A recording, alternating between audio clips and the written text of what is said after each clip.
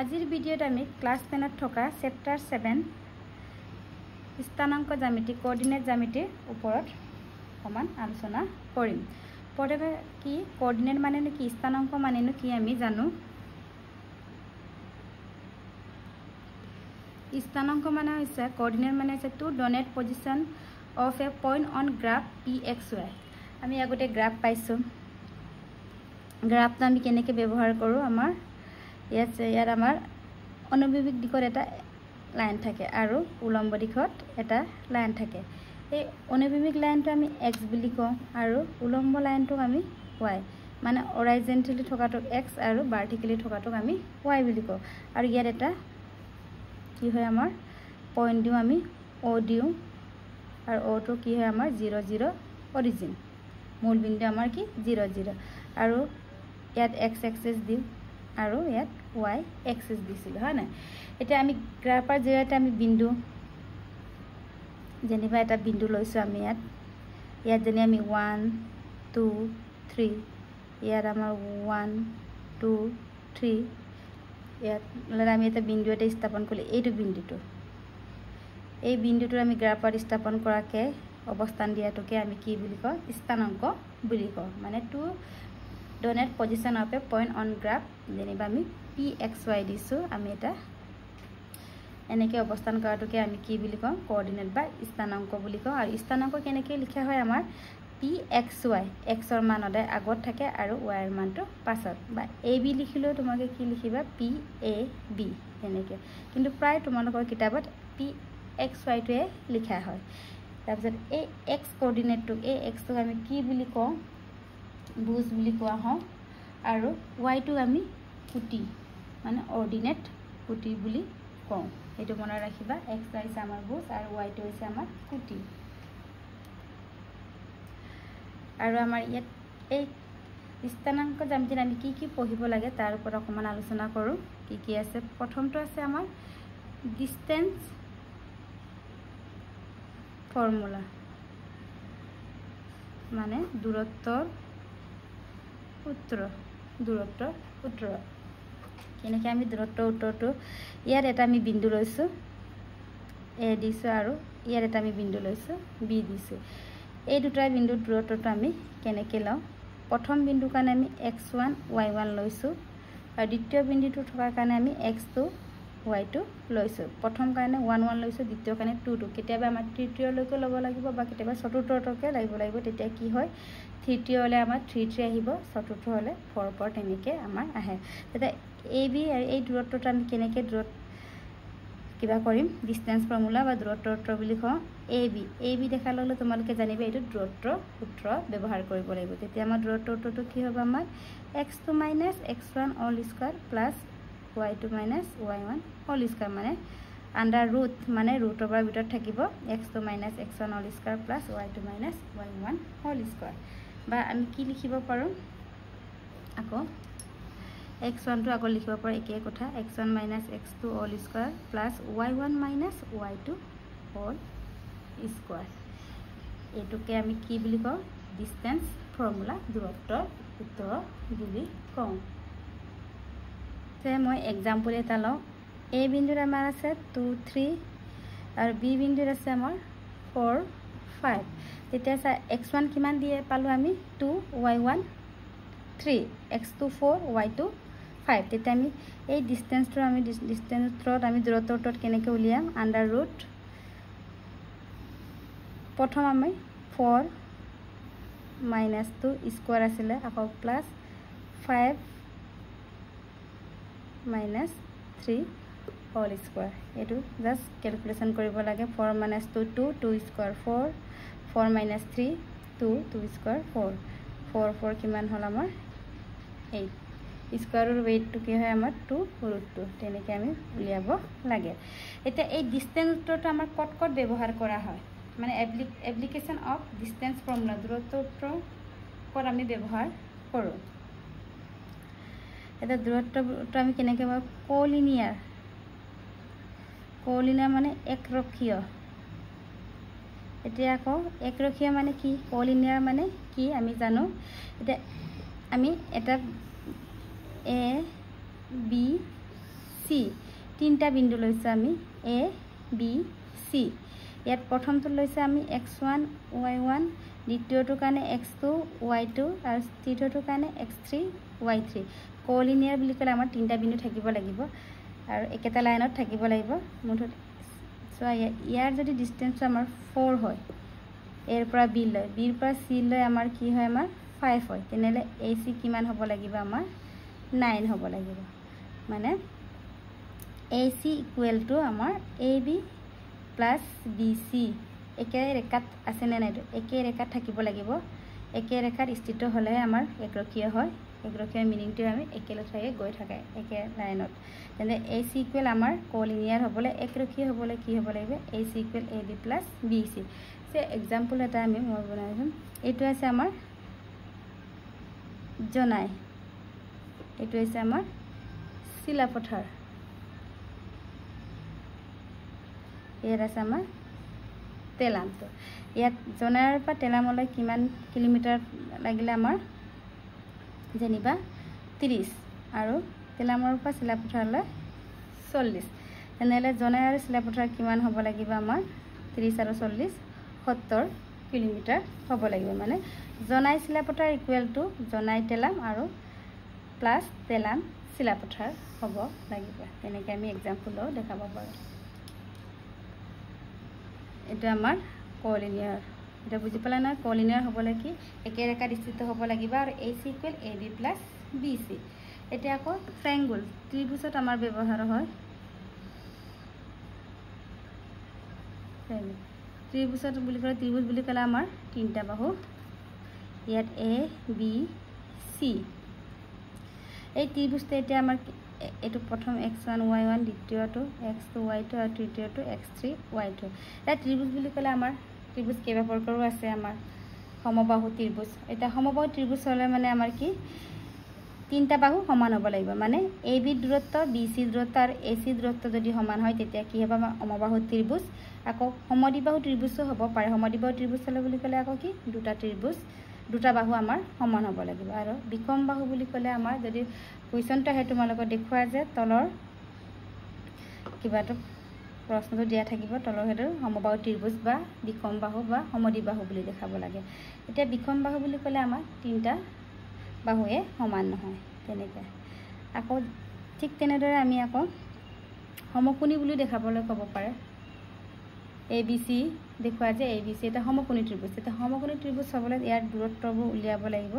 তাৰ পিছত আমাৰ কি হয় পাইথাগোৰাছৰ সূত্ৰটো ব্যৱহাৰ কৰি দিলে আমাৰ সমকোণী ত্ৰিভুজ হয় নে নহয়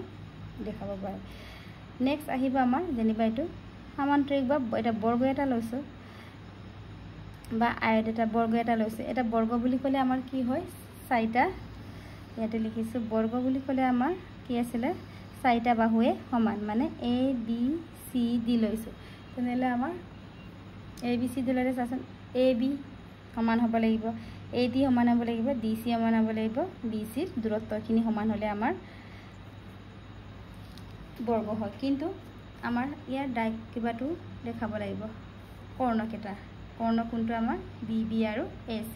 কাৰণ কিতাবে ৰম্বাস বুলি ক'লে আমাৰ বৰ্গৰ ক্ষেত্ৰত আমাৰ কৰ্ণখিনি একে হয় কিন্তু ৰম্বাসৰ ক্ষেত্ৰত একে নহয় এইকাৰণে আমি যদি আমি চতুৰ্ভুজ বা এদিকে আমি চতুৰ্ভুজ বুলি কওঁ চতুৰ্ভুজ বুলি ক'লে আমাৰ চাৰিটা বাহুটোৰ দূৰত্ব দেখাৰ পিছতো কৰ্ণকেটাও দেখাব লাগে নেক্সট আহিব আমাৰ সেকশন ফৰ্মুলা নেক্সট আহিব আমাৰ সেকশন ফৰ্মুলা বিভাজন সূত্ৰ সেকশন মানে আমি ডিভাইড কৰাটো বুজায় আমাৰ ভাগ কৰাটো ইয়াক আমি আকৌ দুই প্ৰকাৰে ভাগ কৰো এটা হৈছে আমাৰ অন্তৰ্বিভক্ত ইন্টাৰনেলি আৰু আনটো হৈছে আমাৰ বহিৰ্বিভক্ত এক্সটাৰনেলি এটা আমি প্ৰথম ইন্টাৰনেলিটো চাওঁ এটা আমি A x1 আকৌ B x2 y2 লৈছো আৰু ইয়াক আমি ভাগ কৰিছো P বিন্দু ইয়াৰ মাজত আছে কাৰণে আমি ইন্টাৰনেলি মানে অন্তৰ্বিভক্তভাৱে ভাগ কৰিম কেনেকে বিভক্ত ইন্টাৰনেলি তেতিয়া আমি ইন্টাৰনেলি ভাগ কৰিলে এটা আমি m1 m2 এটো হৈছে আমাৰ ৰেশিও মানে m1 আৰু m2 হৈছে আমাৰ ৰেশিও অনুপাতটো এতিয়া আমাৰ ইন্টাৰনেলি ভাগ কৰিলে কি হ'ব x equal to m1 x2 plus m2 x1 by m1 plus m2 আকৌ y equal to আমাৰ m একে মাত্ৰ x ৰ ঠাইত y দিলে হয় আমাৰ m2 y1 বা m plus m2 তেনেকে আমাৰ বিভাজন উত্তৰটো উলিওৱা হয় ইন্টাৰনালি আৰু এক্সটাৰনালি বুলি কোৱা কৈছে বহিৰ্বিভক্ত দুই প্ৰকাৰে ভাগ কৰা হয় বুলি ক'লো এটা ইন্টাৰনালি এটা এক্সটাৰনালি তেতিয়া একো নাই একে থাকিব মাত্ৰ ইয়াত প্লাসৰ ঠাইত কি আহিব আমাৰ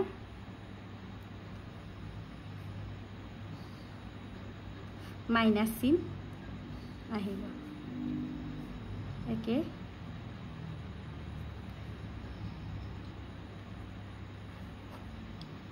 এনেদৰে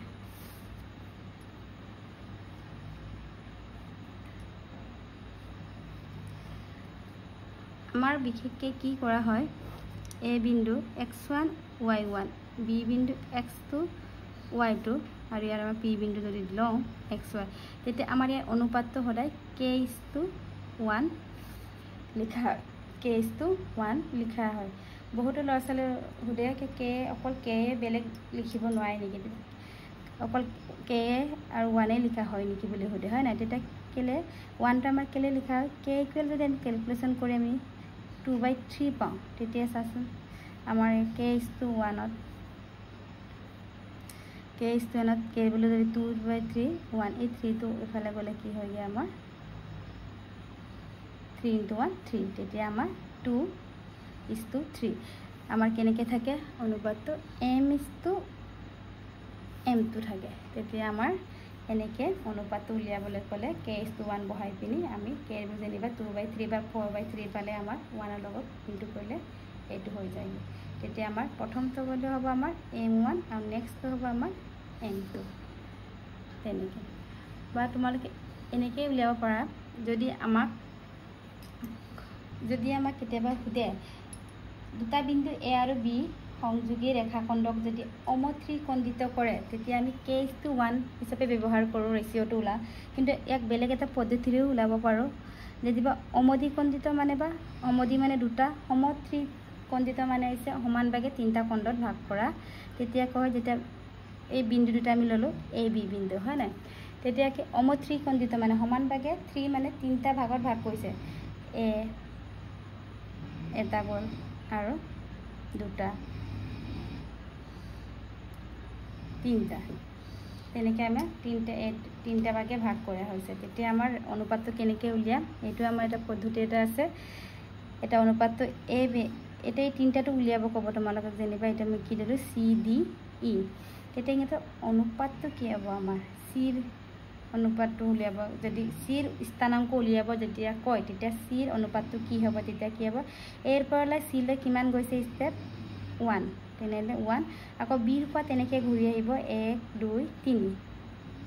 3 তেনেকৈ 1:3 কে লিখিব পাৰোঁ তেনেকৈ আমি লিখিব পাৰোঁ আকৌ d টো যেতিয়া মই লওঁ d টো চাচোন এৰ পৰা কেইটা ষ্টেপ গৈছে 1 আৰু 2 তেতিয়া 2 হ'ব আকৌ b ৰ পৰা কিমান আহিছে আমাৰ 1 2 তেনেকৈ আমি d ৰ স্থানাংক উলিয়াব যাওঁতে অনুপাতটো আমি তেনেকৈও আমি লাইন ড্ৰ কৰি উলিয়াব পাৰোঁ ঠিক তেনেদৰে আকৌ ই ৰ স্থানাংক যেতিয়া ওলায় তেনেহ'লে আমাৰ ইয়াৰ অনুপাতটো কি হ'ব বুলি যেতিয়া সুধে তেতিয়া এৰ পৰা কেইটা যাব 1 2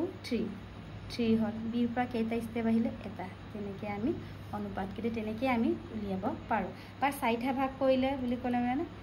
1 2 3 4 আৰু এটা আহিব তেতিয়া তেনেকৈ আমি অনুপাতখিনি উলিয়াব